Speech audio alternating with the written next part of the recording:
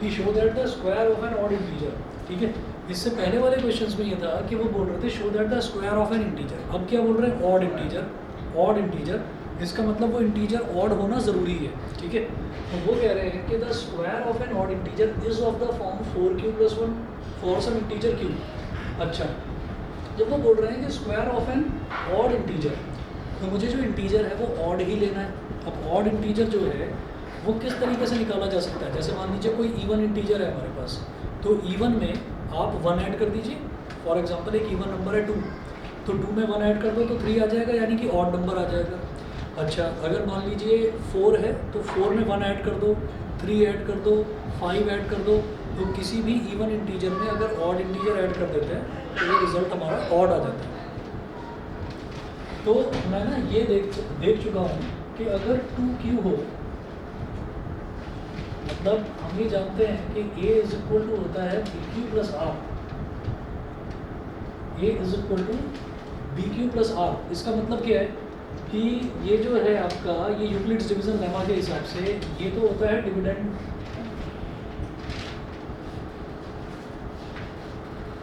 ये होता है डिवाइजर, ये होता है क्वोशिएंट, और ये होता है रिमाइंडर, ठीक है। ये हम जानते हैं। अब आप ये देखिएगा कि इसमें जो b है, इस b को मेरी मर्जी है, मैं कुछ भी ले सकता हूँ। तो हमने ये कहा कि इफ़ b = 2, अगर b 2 है तो r की एक कंडीशन होती है कि r > 0 एंड b। इसका मतलब r > 0 एंड 2। इसका मतलब r या तो 0 होगा या फिर 1 होगा। तो r की दो वैल्यू आएंगी, आइदर 0 और 1। अच्छा, अगर r की वैल्यू मान लीजिए 0 आ गई, तो हम क्या बोलेंगे कि ये जो नंबर है a, ये क्या हो जाएगा 2q + 0। अभी 2q + 0 का मतलब क्या है कि सिर्फ 2q, तो 2q का मतलब क्या हुआ, 2q का मतलब तो ये हो गया कि ये एक इवन नंबर है, ये एक इवन नंबर है। अच्छा, ये कब हुआ, जब मैंने r की वैल्यू 0 ले ली। अब अगर मैं r की वैल्यू 1 ले लेता हूँ, अगर r की वैल्यू 1 ले लेते हैं तो a क्या आ जाएगा 2q + 1। तो ये जो 2q + 1 है, ये 2q + 1 क्या हो जाएगा, ये हो जाएगा ऑड इंटीजर, ठीक है। तो ऑड इंटीजर 2q + 1 आ गया। तो अगर मान लीजिए b की वैल्यू लेना मेरे खुद के हाथ में है, अगर b को मैं सिर्फ 2 ले लेता हूँ तो ऑड इंटीजर मेरे पास केवल एक आएगा 2q + 1। मैं इससे आगे नहीं बढ़ सकता क्योंकि r की वैल्यू या तो 0 होगी या 1 होगी, ठीक है। अब हम ये कहेंगे कि यहाँ पर तो सिर्फ एक ऑड इंटीजर आ गया, मैं चाहता हूँ कि कम से कम 2 तो हों ऑड इंटीजर, मैं चेक तो कर पाऊँ, क्योंकि मुझे क्या करना है, square of an odd integer. मैं ये कहता हूँ कि इफ़ b = 4, इफ b = 4, सोचो कि अगर b 4 है तो r क्या हो जाएगा, r > 0 एंड < 4, ठीक है। तो क्या हो जाएगी r की वैल्यू 0, 1, 2, 3, ये 4 वैल्यूज़ हो गई, है ना। तो अब 4 वैल्यूज़ जब आई तो फिर जो हमारा नंबर है वो क्या हो सकता है, a = 4q + 0 यानी कि 4q, a = 4q + 1, a = 4q + 2, a = 4q + 3। तो ये 4 पॉसिबिलिटीज़ हो सकती हैं, जिसमें ये 4q मेरे काम का नहीं है, क्योंकि 4q में से 2 कॉमन लिया जा सकता है। मतलब 4q को मैं 2 से डिवाइड कर सकता हूँ, 4q + 2 में से भी 2 कॉमन लिया जा सकता है। तो ये भी मेरे काम का नहीं है, क्योंकि ये भी क्या हो गया, इवन हो गया। लेकिन 4q + 1 जो है ये तो ऑड हो गया, क्योंकि 4q इवन है, इवन में 1 ऐड करा तो ऑड हो गया। 4q इवन है, इवन में 3 ऐड करा तो ये भी ऑड हो गया। तो फिर मेरे पास 4q + 1 और 4q + 3 ये 2 नंबर्स हैं, ये 2 नंबर्स मेरे पास हैं जो कि ऑड है। मैं ये पूरी कहानी क्यों बता रहा हूँ, क्योंकि अब जो क्वेश्चंस हैं उनमें पहले से हमको दे रखा है show that the square of an odd integer, यानी कि मुझे शुरुआत से ही ऑड इंटीजर लेकर चलना है, ठीक है। शुरुआत से पहले क्या कर रहे थे, हम सारे केस लेकर चल रहे थे, लेकिन हम कौन से केस लेने, केवल ऑड वाले केस लेने, समझ रहे हैं, केवल ऑड वाले केस लेने। तो हमें ना ये प्रूव करना है कि एक ऑड इंटीजर का जब मैं स्क्वायर करूँगा तो it will be always of the form 4q + 1। तो मुझे 4q + 1 वाली फॉर्म में प्रूव करना है। तो जब प्रूविंग में मुझे क्यू लेकर आना होता है ना, तो शुरुआत में जो हम ये क्यू लेते हैं इसको क्यू ना लेकर कोई और वेरिएबल ले लेते हैं, एम, एन, पी और एस, टी कुछ भी ले लेते हैं। तो हम क्या करते हैं, हम इसको एम ले लेते हैं। हम एक काम करेंगे, यहाँ आप नोट करिएगा और ना दोबारा पूछना मेरे से क्वेश्चन अगर नहीं समझ में आया तो मैं पहले करवाता हूँ, दोबारा पूछना ना आए समझ में। सबसे पहला काम हमको वही करना होता है, as per Euclid's division lemma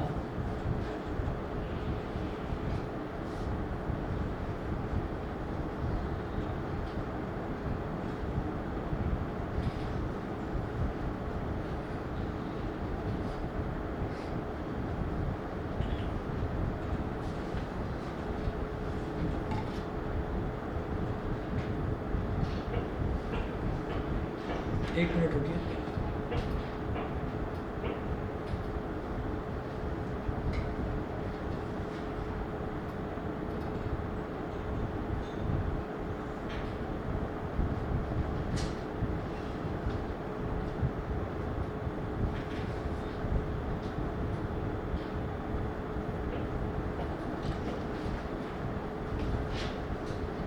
As per Euclid's division lemma, A is equal to B M plus R।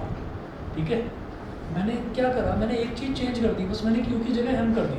ठीक है, नोट करिएगा, where M is quotient। मैंने Q की जगह M इस वजह से कर दिया क्योंकि अब जो मुझे प्रूव करना है ना, उस प्रूव वाले में Q आना चाहिए, उसमें Q आना चाहिए। उसमें अगर हम शुरुआत से ही Q लेकर चलेंगे तो मेरे लिए प्रूव करना थोड़ा सा मुश्किल हो जाएगा।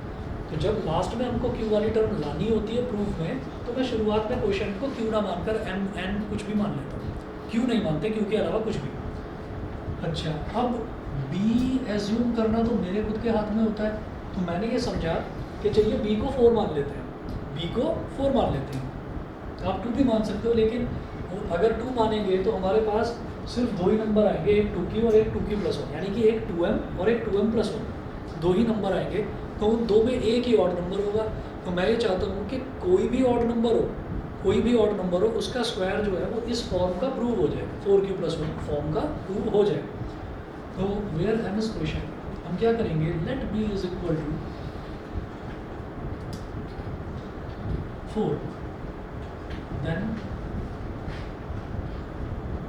R is greater than equal to 0 and less than B. It implies that R is greater than equal to 0 and less than 4. It implies that R is equal to 0, 1, 2, 3. R की 4 values हो सकती हैं। ठीक है, अच्छा, let the number be n। ये जो number a लिया था, a ना लेकर n मान लो उसको, let the number be n। It can be of the form comma, it can be of the form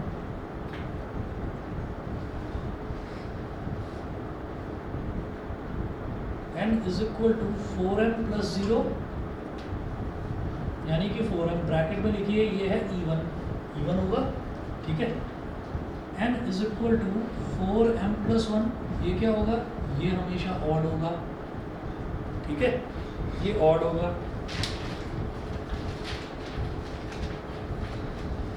अगला देखिए, अगला क्या हो सकता है, 4m plus 2, n is equal to 4m plus 2, तो इसमें से 2 कॉमन आ जाएगा, तो इसका मतलब ये इवन होगा। n is equal to 4m plus 3, तो एक इवन नंबर में ऑड नंबर ऐड कर दिया तो ये ऑड होगा। तो बेटा ऑड मेरे पास 2 नंबर्स आ गए यहाँ पर। ठीक है, ऑड नंबर के 2 केस आ गए। तो फिलहाल मैं इस नतीजे पर पहुँचा हूँ कि मेरे पास ऑड नंबर्स क्या क्या हैं। तो ऑड नंबर मेरे पास एक आ गया 4m प्लस 1, एक आ गया 4m प्लस 3। मुझे क्या लेकर चलना है, मुझे इसका स्क्वायर लेकर चलना है। तो देखिएगा स्क्वायर, ये मिटा लो फिर से सारा।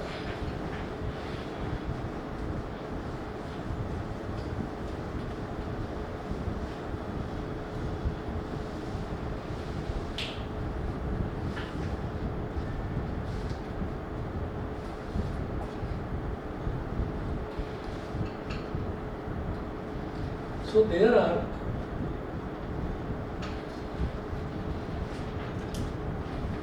two odd integers. There are two odd integers. N is equal to 4n plus 1 and n is equal to 4n plus 3. तो अब दोनों के अलग अलग केस लेकर चलेंगे. तो पहला केस लेकर चलेंगे, case first.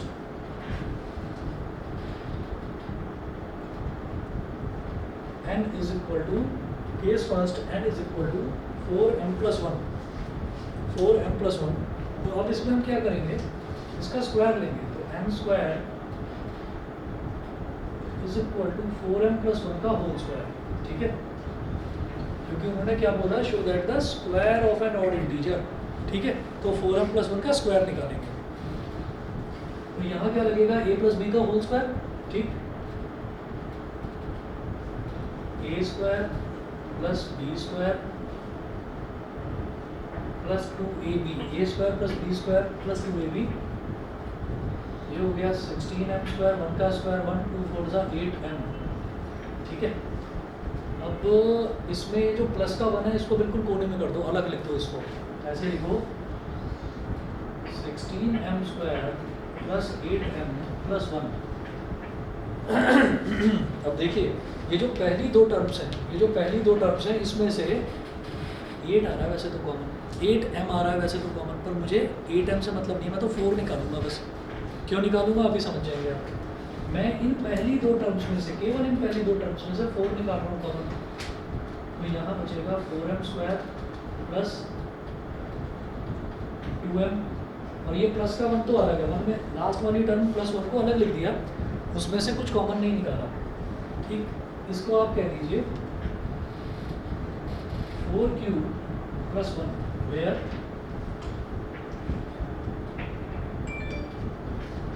q is equal to 4m square plus 2m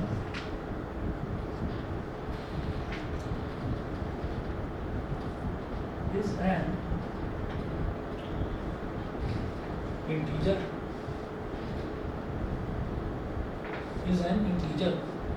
तो यहाँ पर क्या हुआ, n मैंने क्या लिया था, एक ऑड नंबर, एक ऑड इंटीजर, और उसका स्क्वायर जो है वो 4q plus 1 की फॉर्म का आ गया. समझ रहे हैं. यहाँ पर m क्या है, m कोई एक इंटीजर था, क्वोशिएंट को मैंने m माना था, तो उसका स्क्वायर करूँगा तो भी इंटीजर आएगा, उसको 4 में मल्टीप्लाई करेंगे तो भी इंटीजर आएगा, उसमें 2m ऐड करेंगे तो भी इंटीजर. इंटीजर का स्क्वायर करो, इंटीजर में कुछ ऐड करो, सब्ट्रैक्ट करो, वो इंटीजर ही आता है. समझ गए. तो ये जो 4m स्क्वायर प्लस 2m है, ये पूरा का पूरा हमारे पास एक इंटीजर आ गया, उसको हमने q मान लिया. तो square of an odd integer is of the form 4q plus 1. इसमें तो ये प्रूव हो गया. समझ गए. ठीक है, तो कुछ q कहाँ से आया, हमने क्या करा, ये जो 4m स्क्वायर प्लस 2m है ना, इसको q मान लिया, एक नया टर्म मान लिया q. ठीक, तो वैसे तो q क्या होता है, क्वोशिएंट के लिए होता है, लेकिन इसमें इन्होंने कहा कि नहीं 4q plus 1 का आपको प्रूव करना है. तो हमने इस वजह से शुरुआत में क्वोशिएंट को जो हम q मानते थे उसको q ना मानकर हमने m मान लिया. ठीक है, ताकि ये जो टर्म आ सके, इसमें मैं इसको कॉमन लेकर जो बचेगा जो टर्म है उसको मैं q मान सकता. सर नंबर को n लेके क्या फर्क पड़ा? कुछ नहीं, बस ये बता दिया नंबर n था तो n का स्क्वायर. ठीक है ना, ऐसे. अच्छा, इसके बाद केस सेकंड देखिए. हाँ, जैसे यहाँ पर हमने देखा, तो यहाँ पर लिख दीजिए. हाँ, यहाँ पर ना एक लाइन लिख लेना, केस सेकंड से पहले एक लाइन लिख लेना. Therefore, square of an odd integer is of the form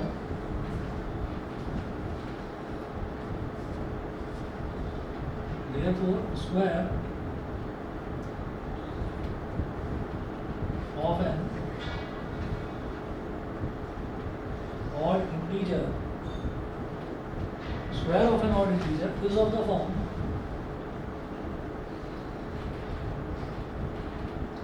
4q plus 1 in this case.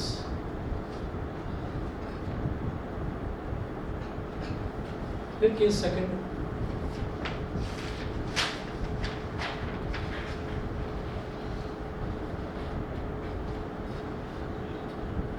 अब अगला ऑड इंटीजर क्या था, 4m plus 3, 4m प्लस 2 तो इवन है, 4m प्लस 3, तो फिर से इसका स्क्वायर करेंगे तो n square is equal to क्या हो गया 4m प्लस 3 का स्क्वायर, 4m प्लस 3 का स्क्वायर,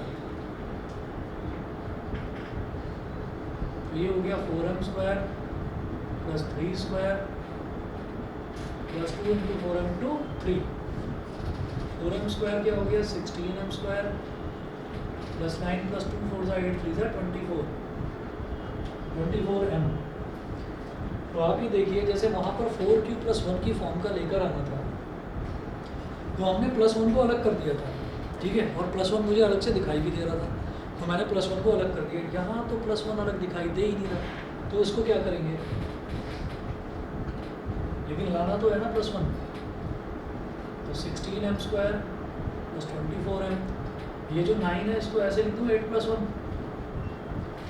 8 प्लस 1 लिख दिया, ठीक है। तो यहाँ पर क्या करेंगे, ये जो पहली 3 टर्म्स हैं, इन पहली 3 टर्म्स में देखा जाए तो 8 कॉमन आ रहा है, लेकिन 8 नहीं निकालना कॉमन, मुझे तो 4 निकालना है, क्योंकि मैं 4q प्लस 1 की फॉर्म का लेकर आना चाहता हूँ उसको। तो मैं इन पहली 3 टर्म्स में से, जैसे यहाँ पर ये जो पहली 2 टर्म्स थी इनमें से 4 ले लिया था कॉमन, तो यहाँ इन 3 टर्म्स में से 4 ले लो कॉमन, ले लिया, यहाँ बचेगा 4m स्क्वायर प्लस 4 6 ज़ा 24, तो 6m प्लस 4 2 ज़ा 8 और प्लस 1। तो अब जो ये ब्रैकेट में पूरा बचा है, अब इसको क्यों मान लो, जैसे यहाँ पर इसको क्यों माना था, अब इसको क्यों मान लो। क्यू की कोई फिक्स वैल्यू नहीं होती, क्यू हम अपनी सहूलियत के हिसाब से मानेंगे, तो केस फर्स्ट वो वहीं के वहीं ख़त्म हो गया। कभी भी दिमाग में मत ये रहना नहीं क्यू को तो यहाँ पर कुछ मान रखा था तो इसको तो मैं आर मानूंगा या एस मानूंगा, नहीं, वो केस फर्स्ट अलग था, वो खत्म हुआ, केस सेकंड अलग है, तो यहाँ पर इसको क्यों मान लो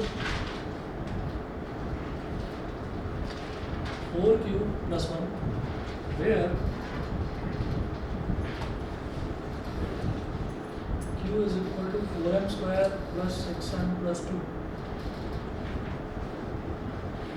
इज एन इंटीजर, ठीक है। therefore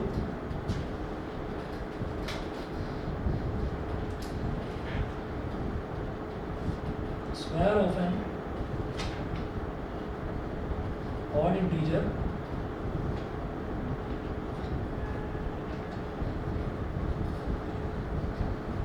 is of the form 4q plus 1 in this case also, इस केस में भी आपका जो स्क्वायर है एक ऑड इंटीजर का वो भी 4q प्लस 1 का हो गया। तो मतलब कुछ भी करके आपको 4q प्लस 1 का फॉर्म लाना है, ठीक है ना। तो हमको पता है कि क्या करना है इसमें, तो हम अपने हिसाब से मानेंगे b की वैल्यू। तो समझ गए ना, जैसे b की वैल्यू यहाँ पर 4 मानी थी हमने, तो ऐसे करना है, और बस यही इसमें है लॉजिक। अब आप ये समझ लीजिए कि कोई सीधा सीधा तरीका तो है नहीं, घुमा फिरा कर मतलब वो क्या होता है, कुछ भी वैसे ही पहुंच गए। कैसे भी करके आपको नतीजे पर पहुंचना है, समझ रहे हैं। तो जरा देखिएगा अगला एग्जांपल और देखते हैं। एग्जांपल नंबर 4 था, example number 5।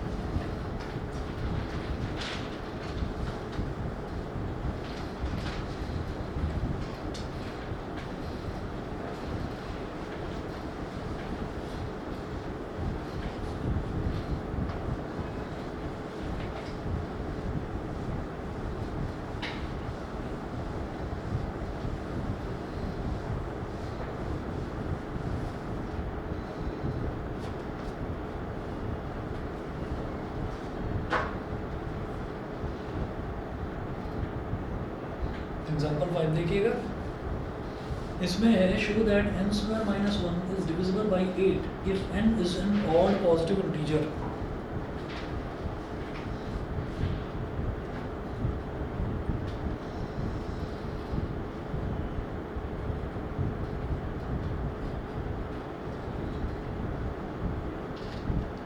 Show that n square minus 1 is divisible by 8 if n is an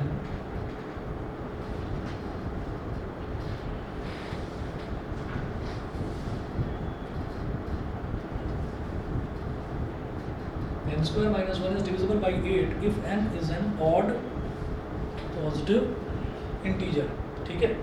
तो फिर से वही वाली कहानी आ गई ना, डिविजिबल बाई 8। डिविजिबल बाई 8 का मतलब क्या है कि अगर कोई भी नंबर में 8 कॉमन लिया जा सके तो वो डिविजिबल बाई 8 है। अच्छा, कॉमन लेने का मतलब क्या है कि कोई भी नंबर अगर 8 से डिवाइड हो सके, समझ रहे हैं? ठीक है, जैसे मान लीजिए ये 16m² है और 8m है, तो 16 भी और 8 भी ये दोनों नंबर 4 से डिवाइड हो सकते हैं, इसी वजह से 4 कॉमन आया है। तो जिस नंबर को हम कॉमन लेंगे, अगर जिस भी नंबर को हमने कॉमन लिया तो हम ये कहेंगे वो उस नंबर से डिविजिबल है। ठीक है, जैसे 4 से 4 कॉमन लिया तो इसका मतलब ये एक्सप्रेशन जो है ये 16m² + 8m ये 4 से डिविजिबल है। तो इसका मतलब क्या है कि यहाँ पर हमारा 8 कॉमन आना चाहिए। ठीक है, तो देखिएगा वो बोल रहे हैं show that n² - 1 is divisible by 8 if n is an odd positive integer. तो ऑड पॉजिटिव इंटीजर है तो यहाँ पर भी वही काम करिए, late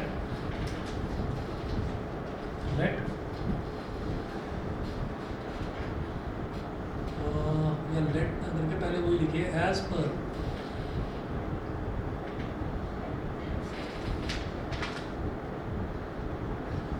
Euclid's division lemma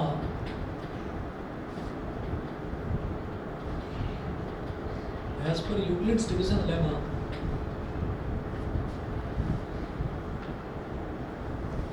A is equal to BQ plus R।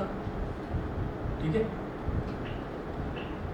हाँ जी, यहाँ पर आप कहेंगे यहाँ पर BM क्यों नहीं लिया? क्योंकि यहाँ पर प्रूव करने वाले में कहीं पर है कि मेरे को Q लेकर आना है, 4Q + 1 की फॉर्म का लेकर आना था, तो इसलिए मैंने यहाँ पर शुरुआत में Q नहीं लिया था, M ले लिया था। यहाँ कुछ ऐसा नहीं है, तो यहाँ पर मैंने उसको Q की फॉर्म में ही ले लिया, A is equal to BQ plus R। ठीक है, अच्छा, या बल्कि N बोलो, इसको N बोल दीजिए, N is equal to N हमारा नंबर हो गया। अब हम ये कहते हैं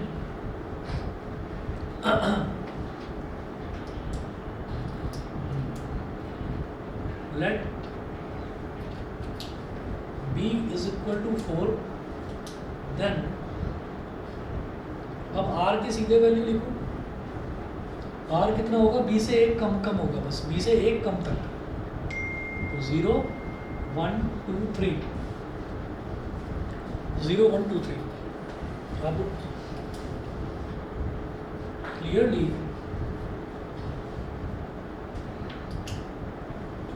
n is equal to 4Q plus 1 and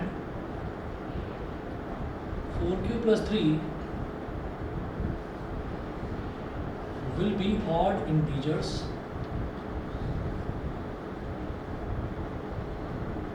n is equal to 4Q plus 1 and 4Q plus 3 will be sir odd ऐसे integers। क्वेश्चन अगर पेपर में आए तो पिछले क्वेश्चन में पूरा किया वैसे करें या फिर ऐसे शॉर्ट में लिखें? नहीं, वो तो आपको ना समझाने के लिए मैंने करा था, आप ऐसे लिख सकते हो शॉर्ट, है ना, ऐसे लिखा जा सकता है, क्योंकि ये जनरली ना ये थ्योरेटिकल पोर्शन में आता है ये मैथ्स के। जैसे आपने देखा होगा कि ना 9th क्लास में एक चैप्टर था introduction to Euclid's geometry. Introduction to Euclid's geometry एक चैप्टर था, किसी स्कूल में करवाया गया था, नहीं तो हटवा दिया था उसको, सिलेबस में से हटवा दिया था। हाँ, तो आप ये देखिएगा कि ये उसी के जैसा है, इंट्रोडक्शन टू यूक्लिड्स ज्योमेट्री, ये भी तो वही है, यूक्लिड्स डिवीजन लेमा ये वही है, तो वहाँ पर भी ऐसे ही थ्योरेटिकल पोर्शन था वो, ये भी वही वाला पोर्शन है। तो इसमें ना जनरली टीचर भी बोर हो जाते हैं इसको चेक करने में ना, तो टीचर देखते हैं कि हाँ कुछ दिखाई दे रहा है कि हाँ कुछ करा हुआ है, चल बैठिए चलो आगे, ठीक। तो ये थोड़ा बोरियत वाला पोर्शन है, और इसीलिए ज़्यादातर स्कूल्स में टीचर शुरुआत में इसको करवाते भी नहीं है, ये बच्चे शुरुआत में बोर हो जाएंगे, तो उनको शुरू से ये लगने लगेगा कि यार 10th में तो सब कुछ बोरियत भरा है, तो शुरुआत से मैथ्स में इंटरेस्ट खत्म। फिर जब दूसरा चैप्टर शुरू होता है पॉलिनॉमियल, तो थोड़ा मज़ा आता है, पेयर ऑफ लीनियर इक्वेशन में थोड़ा और मज़ा आता है। तो आगे आप ये देखेंगे कि ये वाला चैप्टर थोड़ा सा बोरियत वाला है, लेकिन उसके आगे के जो चैप्टर्स हैं सारे इंटरेस्टिंग हैं, और हाँ परेशान करने वाले चैप्टर्स यहाँ पर कम है, 9th के कंपेरिजन में कम है। जैसे वहाँ रात में सपने में भी क्वाड्रिलेटरल और सर्कल बने हुए आते थे ना, ये कि ये आ रहे हैं मेरे को, और फिर बुरे सपने की तरह मेरी ऐसे आँख खुल जाती है, फेल हो गया, हालत ख़राब है। सर्कल का क्वेश्चन कर रहा हूँ पेपर में, वो हो ही नहीं रहा है, ठीक है। सर्कल का क्वेश्चन करने बैठे तब दिमाग में आया है कि साइक्लिक क्वाड्रिलेटरल सर्कल में कहाँ से आ गया, ये तो क्वाड्रिलेटरल में था। फिर याद आया कि अच्छा ओके, जो क्वाड्रिलेटरल जिसके चारों वर्टिसेस जो हैं वो सर्कल पर लाई करे उसको साइक्लिक क्वाड्रिलेटरल बोलते हैं। बड़ा खतरनाक था 9th। कुल मिलाकर मुझे तो ये लगता है कि 9th के 1-2 चैप्टर उठाकर 10th में ला देनी चाहिए, ताकि 10th थोड़ा 10th जैसा लगे। और 10th के कुछ चैप्टर 9th में चले जाने चाहिए। चलो ठीक है, तो 9th को एक बुरा सपना समझ के भूल जाते हैं, आगे चलते हुए। ठीक है, तो clearly n is equal to 4q + 1 and 4q + 3 will be odd integers. ये ऑड इंटीजर्स हो गए। और उसके बाद अब यहाँ पर मुझे क्या करना है, जैसे वहाँ पर स्क्वायर निकालना था ना, यहाँ पर स्क्वायर -1 n स्क्वायर -1 कैलकुलेट करना है। तो केस फर्स्ट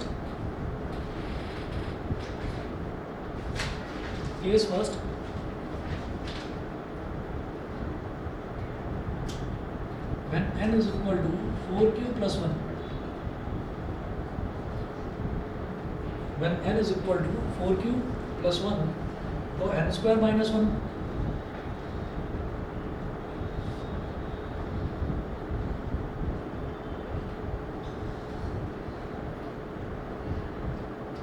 चलिए जी 4q + 1 का होल स्क्वायर है, तो इसको एक्सपेंड करेंगे 4q का स्क्वायर + 1 का स्क्वायर प्लस 2 × 4q × 1 - 1। ठीक है, 4 का स्क्वायर 16, q का स्क्वायर q स्क्वायर, 1 का स्क्वायर 1, -1 + 1 कैंसिल आउट हो गया, तो ये क्या बचा 16q स्क्वायर + 8q। ठीक है, अब इसमें से क्या है कि इसमें से आपको मुझे प्रूव क्या करना था कि इट इज़ डिविजिबल बाई 8। ये दो टर्म्स बची, तो क्या इन दो टर्म्स में से 8 कॉमन आ रहा है ना। जब 8 कॉमन आ रहा है तो yes it is divisible by 8। तो 8 ले लिया कॉमन, तो ब्रैकेट में क्या बचा 2q स्क्वायर + q।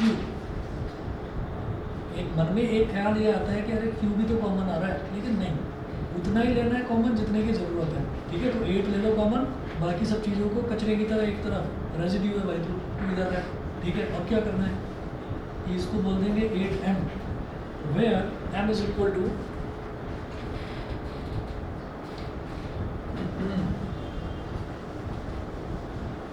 रेजिड्यू समझते हैं ना, लेफ्ट हैंड पार्ट जो काम का नहीं होता।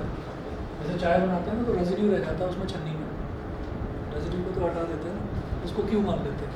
ठीक है,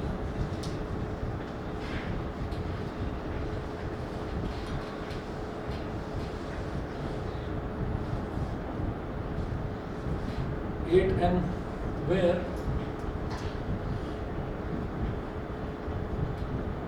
m is equal to 2q square plus q. So n square minus 1, n square minus 1 is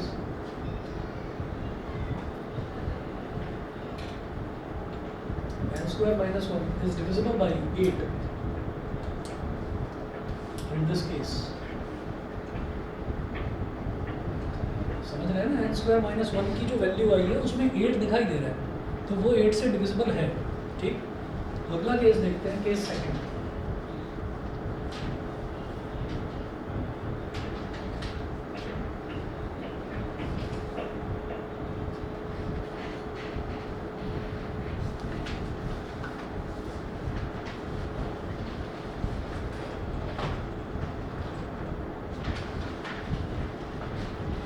mummy papa भाई बहन, कोई टीचर, कोई सीनियर, कोई भी ना, कोई ऐसा अपना फ्रेंड जरूर रखना कि कोई चीज़ अगर ऐसी लगे ना मैथ्स में, साइंस में, एसएसटी में, तो उसको खुल के बता देना भाई ये प्रॉब्लम है, इसमें मेरे को डर लग रहा है। ठीक है, किसी भी चीज़ को ना लास्ट टाइम के लिए रोकना नहीं। वो डर ऐसा बैठ जाता है कि वो उसके चक्कर में, पता है, वो बाकी के जो चैप्टर्स हैं वो उनको भी लेकर डूब जाता है। समझ रहे हैं? तो कोई एक चीज़ जो है वो बहुत सारी चीज़ों को बर्बाद कर देती है। तो कभी भी कोई ऐसी चीज़ हुआ करे तो घर में या अपने किसी फ्रेंड से शेयर कर लिया करो उस चीज़ को। ठीक है, मुझे बता दिया करो अगर करता है तो, उसमें हेजिटेट मत करना, कोई भी चैप्टर कमज़ोर मत रखना अपना। ठीक है ना, क्योंकि बताएंगे नहीं जब तक तब तक सॉल्यूशन नहीं हो पाता उस चीज़ का। हाँ, तो मैं वही बता रहा हूँ कि कभी भी मतलब कोई चीज़ ऐसे रखते हैं तो दूसरे जो चैप्टर्स हैं उन पर भी उसका असर पड़ता है। इनफैक्ट जब हम पेपर भी करते हैं ना, तो मान लो हमने क्वाड्रिलेटरल था जिससे डर लगता था, तो मान लो हमको तैयारी हम करके गए हैं, उसकी खूब अच्छे से करके गए हैं, और उसकी तैयारी खूब अच्छे से करके गए हैं, फिर हमने पेपर करना शुरू करा। अब पेपर में पहला क्वेश्चन पढ़ रहा हूँ मैं, और वाह का आता है, कर दिया। दूसरा क्वेश्चन, लेकिन क्या है वो पॉलिनोमियल कर तो रहे हैं लेकिन दिमाग क्वाड्रिलेटरल में ही पड़ा हुआ है, भाई पहले उसका क्वेश्चन देख ले वो हो भी पाएगा या नहीं। और अगर वो हो भी जाता है ना, तो होने के बाद भी थोड़ा सा विश्वास नहीं होता ये हो गया क्या, इतना आसान तो नहीं होना चाहिए था। ठीक है, तो ये कुछ ऐसे डर होते हैं वो इस तरह से बैठ जाते हैं ना मन के अंदर, वो बाकी सारे सब्जेक्ट्स जो हैं या बाकी सारे जो आपके चैप्टर्स हैं वो उनकी भी परफॉर्मेंस में भाई पता चला सरफेस एरिया के फॉर्मूले ही भूल गया मैं। ठीक है, होता है। वॉल्यूम की जगह मैं लगा रहा हूँ कर्व सरफेस एरिया का फॉर्मूला, क्यों?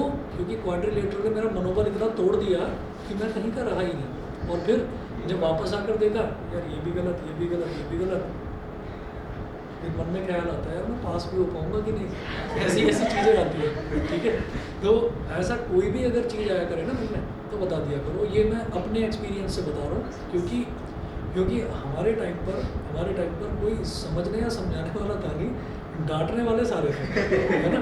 सब आ जाते थे, डांटना शुरू कर देते थे कि तुम्हारे लिए हम क्या क्या नहीं कर रहे।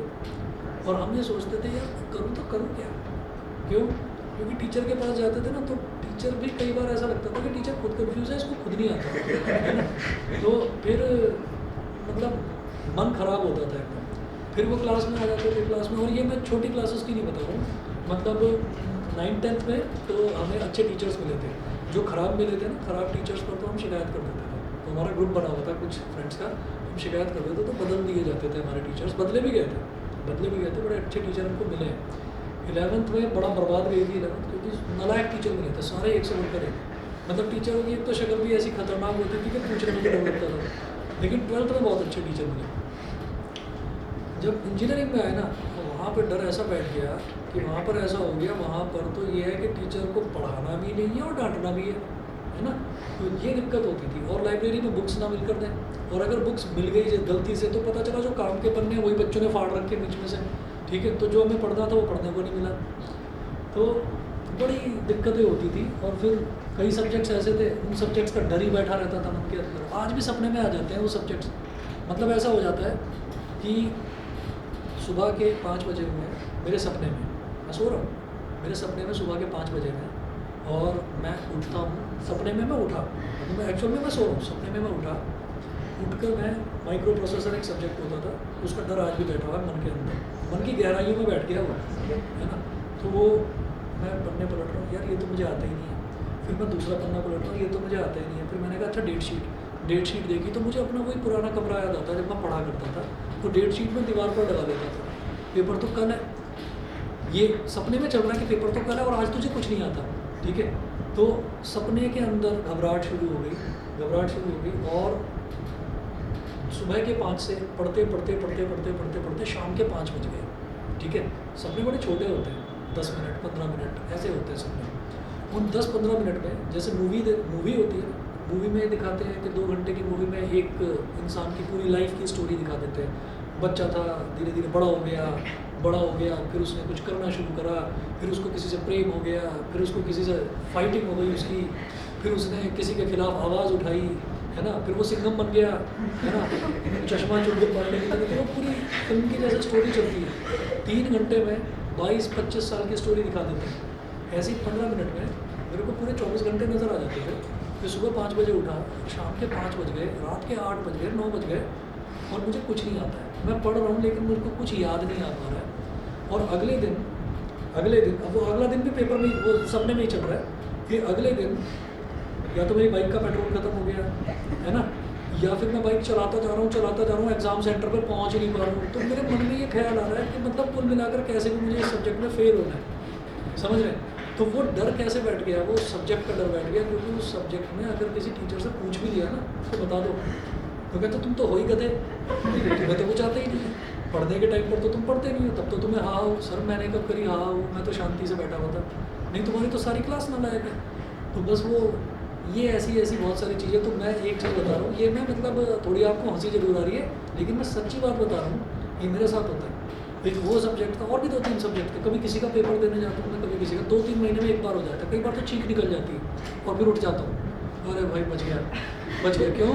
क्योंकि वो दिमाग में जो है ना अंदर तक ये फीड कर दिया गया था कि अगर किसी सब्जेक्ट में फेल हो गया तो तेरा करियर कुछ नहीं है, फिर तेरे को कोई सोसाइटी में कोई पूछेगा नहीं। ठीक है, सोसाइटी मतलब ये सोसाइटी नहीं, समाज। समाज, ये समाज में बेटा तुमको कोई कुछ पूछेगा नहीं, तो और हम जो भी कुछ हैं वो सब तुम्हारे ऊपर ही है, बस तुम्हें ही सब कुछ करना है। भाई तुमने नन्हे कंधों के ऊपर इतना वजन लाद दिया, उस नन्हे बच्चे के दिमाग का तो सुन लो कुछ। तो इसलिए कभी भी, ये मैं आप बीती बता रहा हूँ तो तुम्हारे साथ में ना हो, तो कभी भी किसी भी बच्चे के मन में आए तो भैया मम्मी को या पापा को किसी एक को फ्रेंड जरूर बना कर रखना, उनको बता देना मन की सारी बातें, मन हल्का हो जाता है। और बताता हूँ, पढ़ने के लिए एक कॉन्फिडेंस डेफिनेटली मम्मी या पापा में से कोई एक जरूर होगा जो आपकी बात समझेगा। अगर दोनों ही खतरनाक है तो फिर किसी बड़े भाई बहन को या किसी फ्रेंड को, या हो सके तो किसी टीचर को बता देना, ठीक है ना। तो डेफिनेटली जो आपकी प्रॉब्लम समझेगा, अब आप 10th क्लास में आ गए हो तो यहाँ तक आपको ये तो पता चली गया होगा कि कौन मुझे समझता है। किसी नालायक को भी मत बता देना यार छोड़ के रखा है पढ़ाई में चलना, है ना।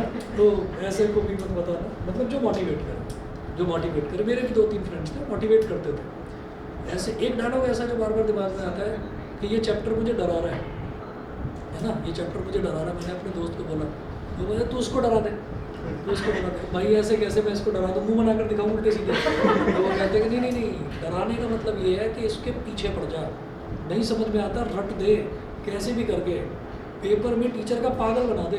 मतलब उसको ऐसा लगना चाहिए कि तुमने जो लिखा है ये तुमने तैयारी कर रखी है, ठीक है, तो कर डाल, बस इसके पीछे पड़ जाता। वो खुद भी लग जाता था, कहता कर ना, मैं भी कर रहा हूँ, तू भी कर, है ना। तो हम जब ऐसे सोसाइटी, जब ऐसी हमारी फ्रेंड सर्कल बन जाता है तो हमारा परफॉर्मेंस इंप्रूव होता है।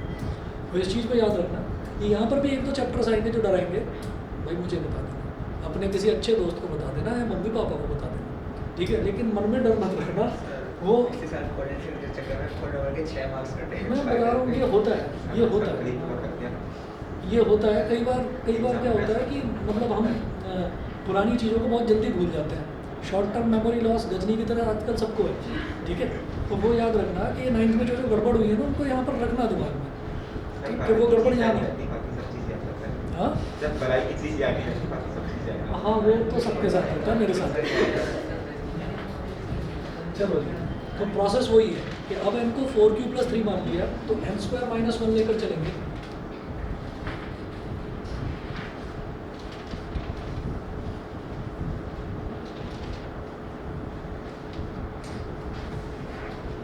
तो a + b का होल स्क्वायर, 4q का होल स्क्वायर + 3 का होल स्क्वायर + 2 × 4q × 3 - 1, ये हो गया 16q² + 9 × 4 = 8 × 3 = 24 q - 1। अब हम क्या करेंगे, देखिए 16q² + 24q 9 - 1 क्या हो गया 8। इन तीनों में से 8 आ रहा है कॉमन, इन तीनों में से 8 कॉमन आ रहा है। अरे घड़ी में क्या देख रहे हो, इधर देखो ना, 8 कॉमन आ रहा है कि नहीं, किधर इधर। एक तो नाम तुम्हारा उल्टा सीधा बोल देते हैं, नीचे से फोन आता है, कहते हैं वीरान आया है, नाम इसका वेदांत है, कहते हैं वीरान आया है। वीरान का मतलब होता है अकेला, अकेला आया है जी, अकेला ही तो आएगा, कोई टीम को लेकर थोड़ी आएगा। 2q² + 3q + 1, ठीक है। तो अब इसको क्या बोलेंगे 8m, where m = 2q² + 3q + 1। अगली बार ना नाम लिख कर दे देना अपना, भाई मेरा नाम ये है, तब उसको शायद समझ में आ जाए। सर आप मतलब उसने लिखा तब भी वो गलत बोला, तब भी गलत बोला, पता नहीं क्या पहचान गया लगता है तुम्हें। चलिए जी, 8m हो गया। यहाँ पर बोलेंगे सो n² - 1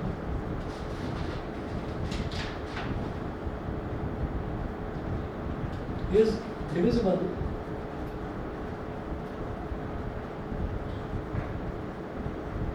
by 8 in this case as well। इस केस में भी ऐसा ही हुआ,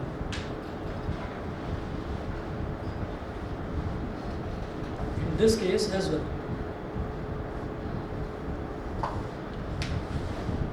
इसके बाद एक क्वेश्चन एनसीईआरटी का लिखूंगा, इससे अलग है।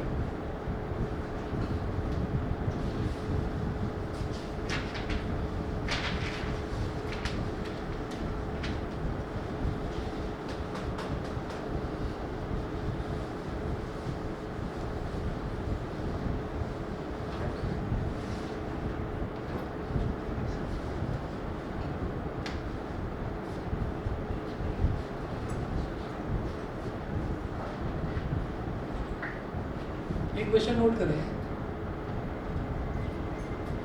Show that n cube minus n is divisible by 6, comma, where n is any positive integer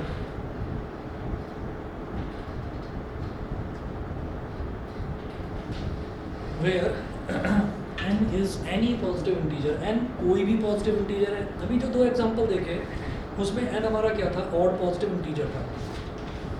अब डिविजिबल बाई 6 करना है, तो डिविजिबल बाई 6 करना है तो मैं जानबूझकर क्या करूँगा, मैं इस बार b को 6 मान लूँगा। जैसे हमने इन दो एग्जांपल्स में b को 4 माना था, है ना, तो अब b को मैं 6 मान लूँगा।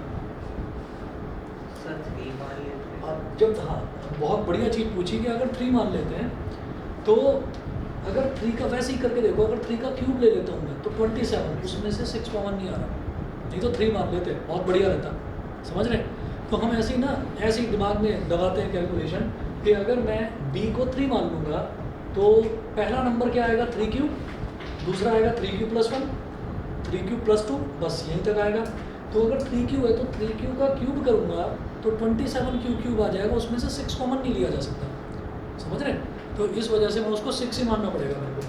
तो यहाँ पर कहीं क्यू की टर्म में तो कुछ नहीं दे रखा कि क्यू की फॉर्म में कुछ प्रूव करना हो, तो इसलिए इनिशियली उसको वैसे ही मानते हैं, लेट या as per Euclid's division lemma, as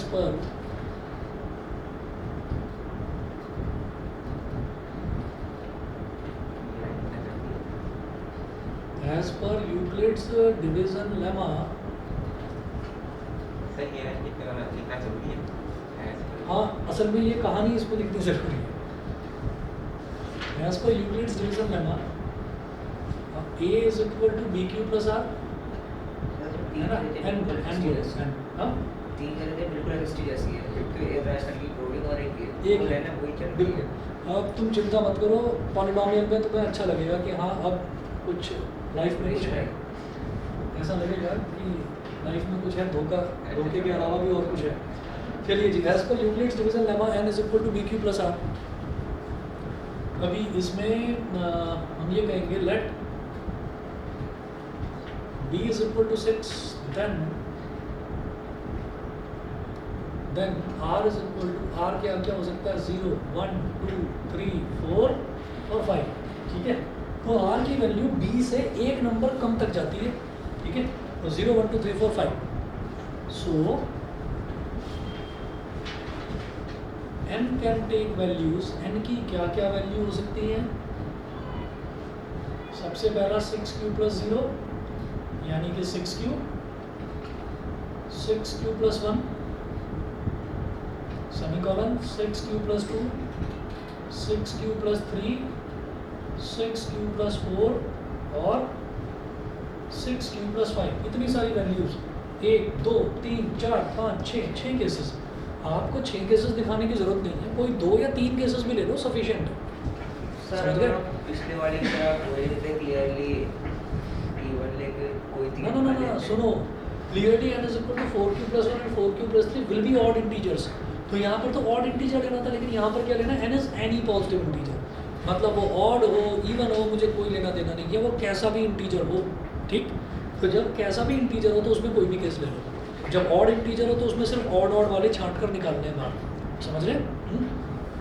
तो मैं कहता हूँ सबसे पहले 6 क्यू ले लो ऐसे, case 1,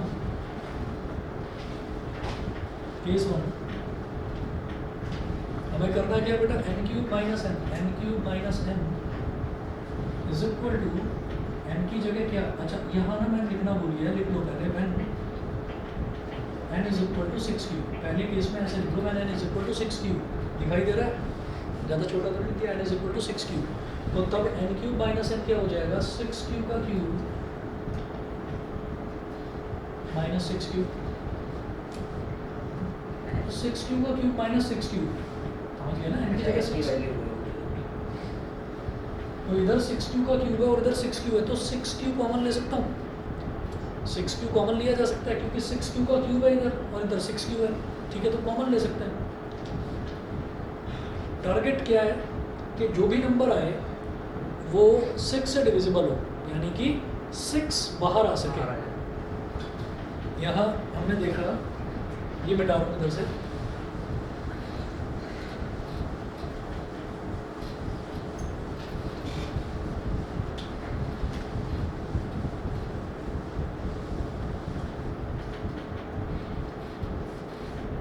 is equal to 6q, ये कॉमन ले लिया बेटा हमने 6q, तो ब्रैकेट में क्या बचा 6q का स्क्वायर, 6q का स्क्वायर माइनस 1, इधर तो 6q का क्यूब था, 6q निकाल लिया तो 6q का स्क्वायर बचा बस, और इधर 6q था, पूरा 6q निकाल लिया तो क्या बचा 1 बचा केवल। तो ये हो गया 6q का स्क्वायर माइनस 1, तो ये क्या होगा 6q into 36q square minus 1, बस इसको लिख दो 6m, where m is equal to ये वाला term q into 36q square minus 1, ठीक है। तो q 6 को छोड़कर बाकी जो भी टर्म है वो सारे को m मान लिया, जैसे इससे पहले वाले क्वेश्चन में 8 को छोड़कर बाकी जितना भी था रेजिड्यू उसको क्या मान लिया था, m मान लिया, तो यहाँ पर इसको भी m मान लो, ठीक है। सो m cube minus n is divisible by 6 in this case, divisible by 6 in this case, ठीक है जी। अब केस सेकंड देखते हैं।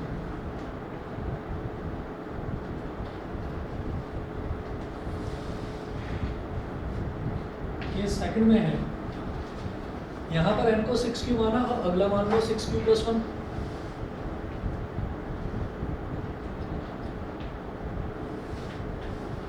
when n is equal to 6q plus 1,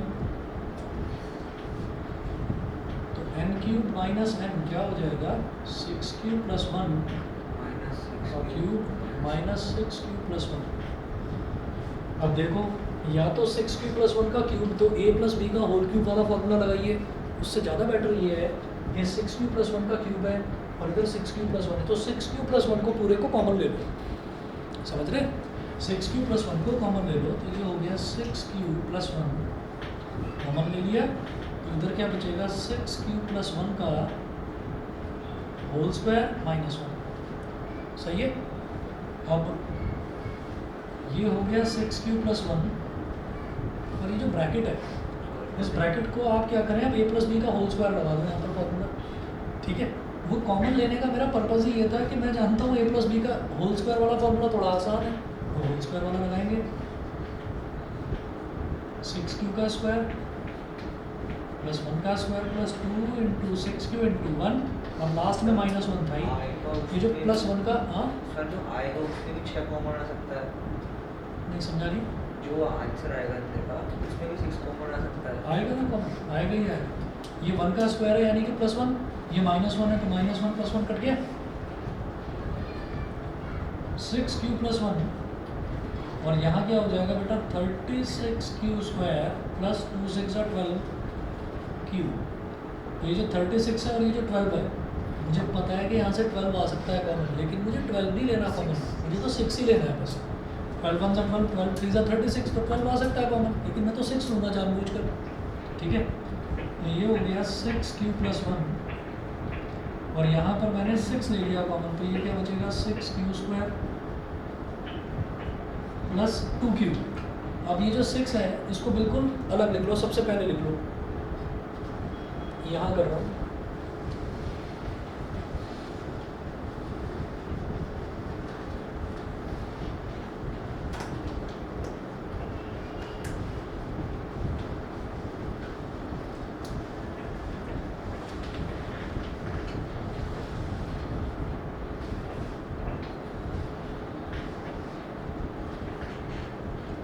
n cube minus n, यहाँ पर 6 को बिल्कुल अलग लिखिए,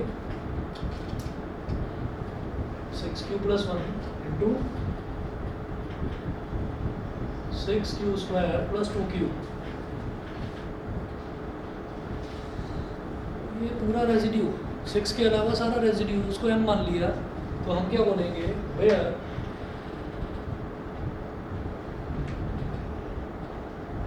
is equal to 6q plus 1 into 6q square plus 2q, ये हो गया. So n cube minus n is divisible by 6. n cube minus n is divisible by 6 in this case as well. In this case as well. 5 minute बैठो. उसके बाद third case, मैंने 6q plus 1 ले लिया, अब मैं 6q plus 2 लूँगा. तो third case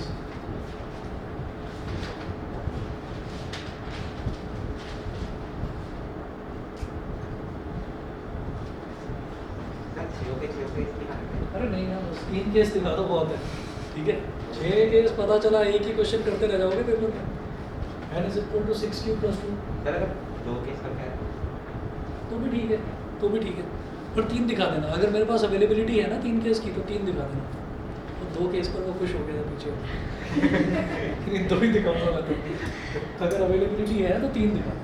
n cube minus n is equal to 6q plus 2 का whole cube minus 6q plus 2. ठीक है, इससे क्या समझ में आएगा कि हम किस किस तरीके से 6 कॉमन किस तरीके से निकाल सकते हैं. जैसे यहाँ पर आसानी से आ गया था 6 कॉमन. पहले वाले में तो कुछ भी नहीं था, आ ही गया था 6 कॉमन. दूसरे वाले में कैसे आएगा? यहाँ भी चीज कर लिखो जिससे अभी लिखो तो सही. देखो इधर होल क्यूब है और इधर सिर्फ कॉमन करना है, तो 6q plus 2 कॉमन आ सकता है, निकालो. 6q plus 2 कॉमन ले लिया, तो बेटा यहाँ क्या बचेगा? 6q plus 2 का स्क्वायर माइनस 1. ठीक है, ये हो गया 6q plus 2. और अब इस ब्रैकेट में एक्सपेंड करो, a plus b का होल स्क्वायर लगाना है. 6q का होल स्क्वायर मतलब 6q का स्क्वायर प्लस 2 का square plus 2 into 6q into 2 और माइनस 1. ये जो 6q plus 2 है, इसमें से कुछ कॉमन आ रहा है क्या? बताओ क्या? 2. बिल्कुल सही. तो यहाँ से मैं 2 निकाल सकता हूँ कॉमन, तो इधर बचेगा 3q plus 1. समझ गए? अच्छा, अब इस ब्रैकेट की बात करते हैं. 6q का होल स्क्वायर मतलब क्या हो गया? 36q square. 2 का होल स्क्वायर मतलब 4. 2 6 are 12, 2 are 24. 24q और माइनस 1. चलिए जी, कोई बात नहीं. 2 आया कॉमन, मुझे तो 6 चाहिए. 36q square. सर ये 3 निकाल के हमारे 2 कर देंगे. समझ गए?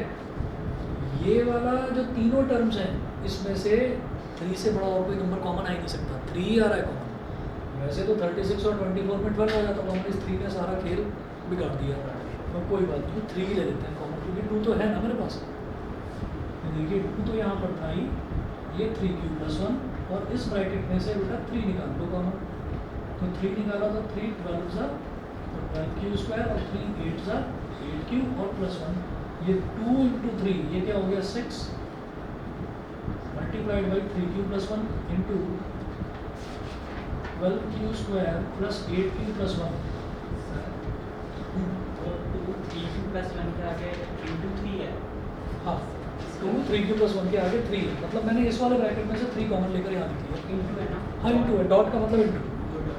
हाँ, सर m की वैल्यू कल बची हुई है. अब ये जो बचा कुछ है सारा का सारा, ये सब m हो गया. Is equal to 6m.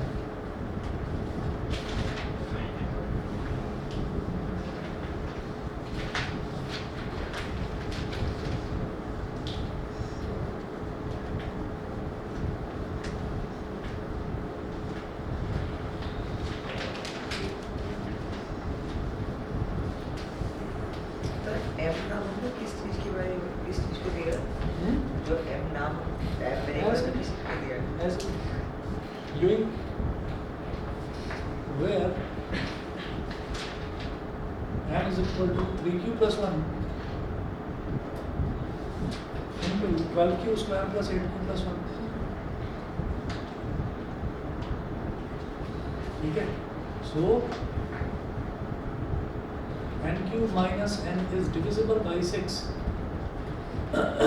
divisible by 6 in this case as well,